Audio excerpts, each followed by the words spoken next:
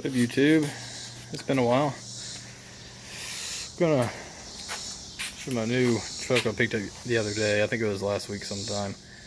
This truck, I'm still not quite sure what I want to do with it.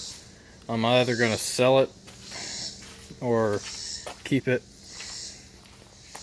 But it's a 1983 Chevy Scottsdale.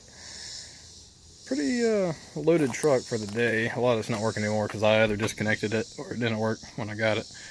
Had cruise control, AC, no tilt steering, but I guess they didn't have that in 83. The interior could use some work. I got it off my buddy that graduated a year before me in high school, but he drove this truck throughout high school, and I remember seeing it, and I saw it on Craigslist, not Craigslist, but I saw it on the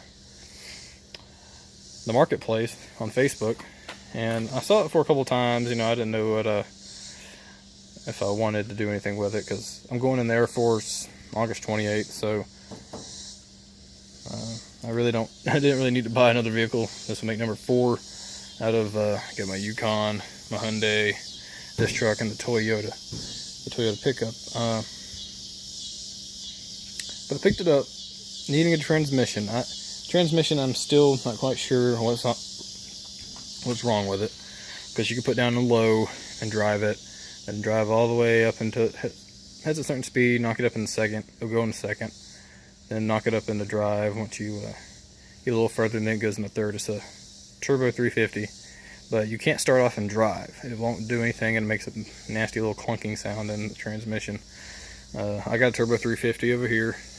Came out of a 72 Chevrolet Cheyenne, and it worked on that truck. Granted, that truck did sit for about 13 years, but it doesn't really affect them too much.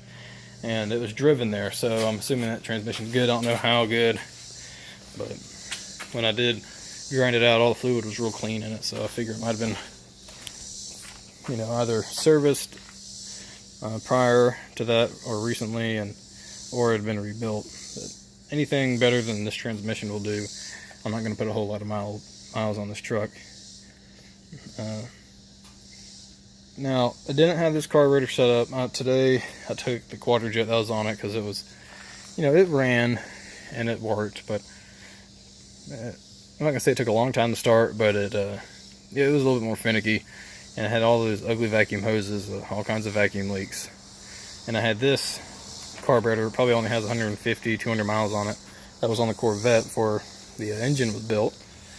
And, I already had pretty much everything, besides I had to buy the little adapters for the kick down and the throttle again. But I just get that and an air cleaner, and I was able to slap that on there. I also ended up having to get a new intake gasket, the one that goes between that spacer and the manifold there, because the other one was ripped, and I didn't want to have a vacuum leak. So yeah, now it runs really good, really smooth.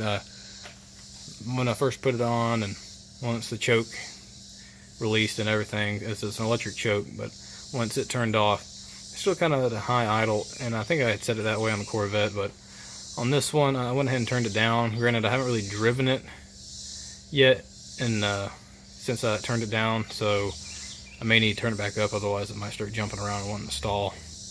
But I wanted to have a slower idle, because to me it's just better sounding and smoother. I also put on a new filler neck, or not filler neck, but radiator hose thing for the intake manifold, because the other one worked, but it was rusty and it was leaking around it. And since I had it off and I had this one, I'm like, well, might as well change it out. This one actually came off my engine that's on an engine stand back here, and it seems to be doing good. I put some of that copper seal stuff on both sides of that gasket, and I didn't have any real gasket maker putting those threads to prevent coolant coming through those 2 bolts. So I put like windshield sealer. So I don't know how long that's going to hold up for, but I did what I did just to get it going. Also put an inline fuel filter. I got new fuel line for it. coolant seems to be going somewhere. I don't know if it was, because it was damp around this area at one time. I don't know if it was leaking up there or it just, I don't think the thing's burning it, just because it's running too smooth and there's nothing in the oil. There might be a leak somewhere I'm not quite sure of, but sorry if my voice seems kind of low. I'm kind of tired, but don't worry about that. That's just for me. It got poured over when I filled it up. But also, it burns a little bit of oil. Now, I'm not gonna say a little bit. It seems like I had to add it pretty quickly. I don't know. It's not making any obvious puddles, but I'll just have to look back into that. It could have been something that I wasn't looking at completely. But I did notice it was steaming the other day around this valve covers. Valve covers are obviously leaking. It's a small block Chevy, the little cork, crappy gaskets. I think I can get those, or I can just get a better one. I was wanting to get different valve covers anyway, but because I don't know what I'm going to do with this truck, I'm not sure if I want to do that and spend the money, because I bought this truck for $900, free carburetor to me, and the parts to put this carburetor on here spent about $50. So, and in for it for $950. I already got a transmission that didn't cost me anything. Need to get a torque converter, but I have a lead on a torque converter with 1,000 miles on it for free. So, maybe in this thing at the most $1,000 once everything's said and done. You need some tires though. Then again, like I said, I don't know if I'm going to do that either, because I don't know the plan on it. Because if I keep it, and when I leave, it's going out to my grandma's, who has about 26 acres, and it's going to be used as a farm truck. I know that's kind of sad to say, but it's not going to get abused. It's just going to have maybe some pots and plants in the back for my grandma. It's not going to be a true farm truck hauling big heavy loads in the back, which if that were the case, I wouldn't have sent it out there. And it does have a military square body bumper guard, whatever you want to call it, and it's in good shape. I didn't put it on there. He put it on there. I got the other one. I'm tempted to put the other one back on there, but the only thing that's keeping me from doing it is I hate those bolts. Those bolts are normally really tight. I know, obviously, he put this on there, but he probably put old hardware on there, so it's probably still rusty. And I really don't want to go and do that at the moment, especially when I still got a transmission to do. I was going to make a video before I changed everything out, but I just figured, you know, there's plenty of videos online about how to do, you know, a small block Chevy carburetor conversion. And I try to get rid of a lot of the, I don't know, what do you call it? The emission stuff, just because it gets real ugly. And quadrojets have a lot of vacuum lines. Like the old thing I replaced, or the old one had a little bit. I'll just show you. But it had one of these little things that all of the vacuum lines stick onto. Don't mind the mess; it's really dirty.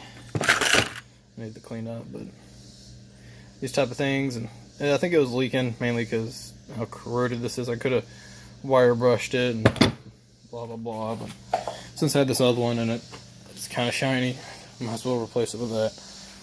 There's some of the vacuum line stuff I took off. This right here is part of the air compressor, not air compressor, but the AC compressor. So I just unplugged it because I didn't want to have to worry about it, and it was just ugly, and I know it doesn't work. I'm going to keep it just in case anybody ever wants to fix it. But I think that's about it for this video. I want to show you actually how solid this truck is. This is dirt, but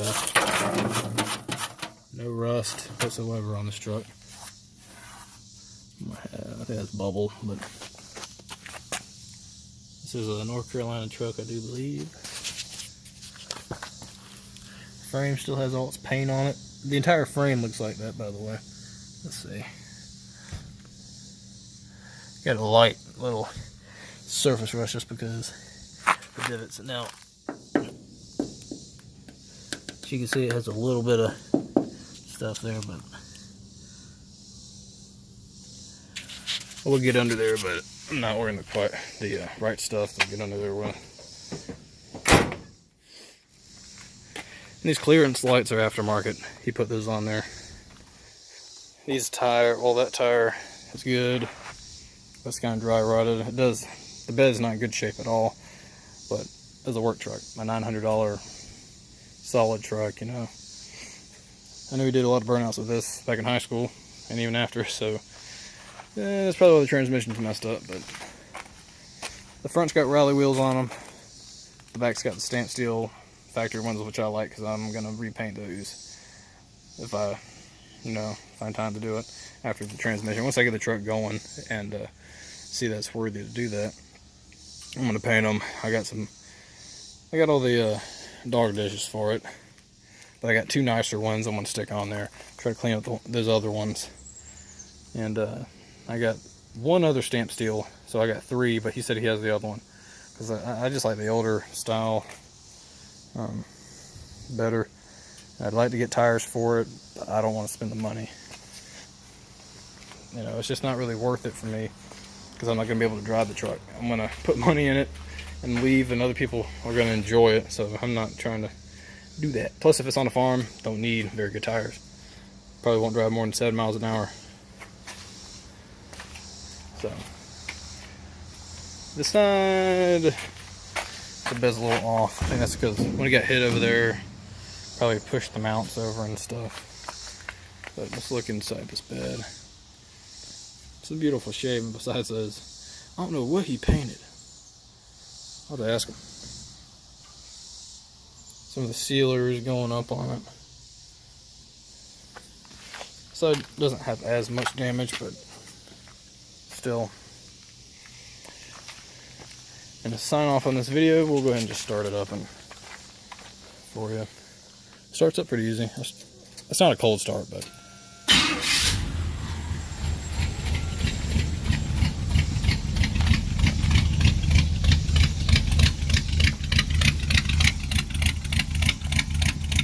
probably need to bump the idle up a little bit more. It's kind of low, but runs good.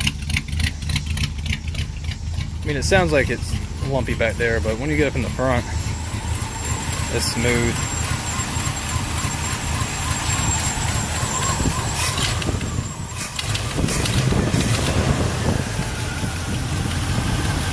There you go. But yeah, that's it for this video. I'm going to make a video on the transmission.